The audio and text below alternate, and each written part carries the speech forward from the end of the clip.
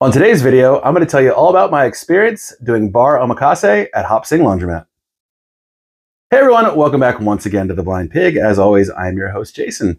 Today's video is going to be something completely different. I don't have anything in front of me to make a drink. That's because instead I'm going to talk about drinks I had somewhere else. I got to finally visit Hop Sing Laundromat. It's located in Chinatown in Philadelphia, Pennsylvania. If you've never heard about it, where have you been? Esquire and Condé Nast both listed it as one of the top bars in America. It is a absolutely true speakeasy. There is no signage outside whatsoever. You come up to a metal gate. There's a doorbell outside. It doesn't tell you to push it. Pretty obvious, I guess you push the doorbell. There's a red light coming from behind the gate. Another door back there. You'd have no clue what's going on. Well, we showed up. We had a reservation. My friend and I, we were doing what's called Bar Omakase. If you're not familiar with omakase, it's typically used in the sushi world where you'd go into a sushi chef and say, hey, I'd like to do the omakase. Translates to something in Japanese. My wife can add it to the bottom here and tell you what it means exactly. But basically what it means is, hey, your choice. Whatever you think is the freshest for sushi, the freshest fish or something new you want to try. And they kind of took this experience and turned it into an event. So how this place works is it's pretty darn neat. You start out like almost any bar, you show your driver's license. Maybe something I'm not used to. I'm a little older. The guy I was with was even older than me. We don't really show our driver's license at bars too often, but they have an extra system here. Besides ensuring that you're overage to drink, they also make sure that you're not on the banned list. How do you get banned? Well, most bars, if you're a drunken idiot, if you're doing something you shouldn't be doing in the bathroom, that kind of stuff, you start a fight, you're banned. Okay, that's obvious. Well, here, this is a private establishment. They have some additional rules, and the owner, Lay, kind of breaks them down for you. So their ban list is over 5,000 people deep. How do you get banned there besides the things I mentioned? You take photos inside. There's no photos allowed. Don't follow the dress code. Be a bad tipper. If they don't like you, they'll ban you. And you might say, well, that's kind of weird. That's kind of strict. Some of the reviews complain about it. Well, you know what? It's a private establishment. If you had somebody over at your house and they started walking around taking pictures, going through your things, you might not invite them back again. Well, that's kind of their policy as well. So they sit you down ahead of time. They tell you the rules, go through them with you, say, are you okay with this? Of course we were. We got seated right away. So for this Bar Omakase event, it comes down to a great bartender, and they absolutely had one. They flew in for this event, Toby Maloney. He has done cocktail programs all over the country. Actually has won 2 James Beard Awards. One for his mixology program at a bar in Chicago. We'll put the name here. And also for a recent book he wrote, The Bartender's Manifesto, which is available at bookstores everywhere. I did ask him, because I'm buying a copy, where he prefers I buy it. Would rather ask the author, where would you like me to get it from? He said either a local bookstore or bookstore.org.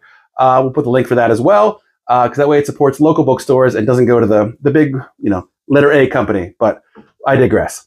So Toby starts us off by making sure we have no dietary restrictions, no allergies. And then he takes us on what I could best describe as a cocktail adventure, a cocktail roller coaster, if you will. Each drink, again, he picked them out. We had no say. Each drink was kind of connected in some way to the drink before that. He would fully explain to you, hey, here's what the drink is. Here's maybe some backstory or history on it.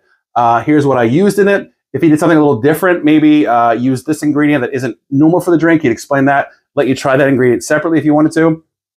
And really gave you just a full, amazing breakdown that if you're into cocktails, and you probably are if you're watching this video or you watch my channel, it's everything and more you could possibly want. I made a list here of some of the cocktails. I am going to read off this list so I don't forget any. We started out with a hot toddy, pretty standard. And then he also used the exact same ingredients in different ratios, served it chilled, made for a completely different drink. We had both next to each other. You would take a sip of one, sip of the other, and besides just the temperature, they tasted very different. It's kind of wild what the temperature can do to something and how it can affect your taste buds. We did an old-fashioned, Hotel Nacional, a riff on a dark and stormy, which he found this crazy ginger, again, telling us where the ingredients came from.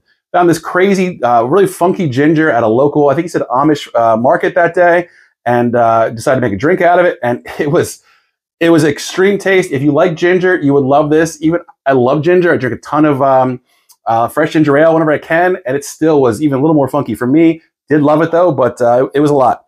Did a Cynar Flip, a Jungle Bird, a Vieux Carré, and a Clover Club. The last drink, Clover Club, especially significant that actually was invented in Philadelphia. Told us the whole story, told us where it was from, et cetera, et cetera. It was really cool. I asked so many questions. I'm into cocktails, obviously, as you can tell by watching my channel. I had so many questions for Toby, and he could not have been nicer. Honestly, I feel like most bartenders probably would have been annoyed with me. But yeah, he answered every question I had, made sure everyone was having a good time, make sure we were enjoying it. It was just a fantastic experience. Even if you don't get a chance to try Bar Omakase, this place in general was amazing. The decor, I'd say you could have been out of the 1920s or the 2020s. It kind of fits right into both. Nice dimly lit. Tables are well spaced apart. They don't jam you in there. I think they like the idea that on a nice warm weekend, there's a line outside. Guys, I can't recommend this place enough. If you've never checked it out, please check out Hop Sing Laundromat in Philadelphia. If you get a chance, do the Bar Omakase for sure. It can be tough to get a reservation for. Even if you can't do that specific program, absolutely, whenever you get a chance, whenever you're in Philadelphia, go check out Hop Sing Laundromat, guys. You won't regret it. Cheers. Hey everyone, I hope you liked that video. Thanks so much for watching. Please subscribe, like the video, leave a comment below. Check out our other videos. I think you like what we're doing here. We'll see you soon. Cheers.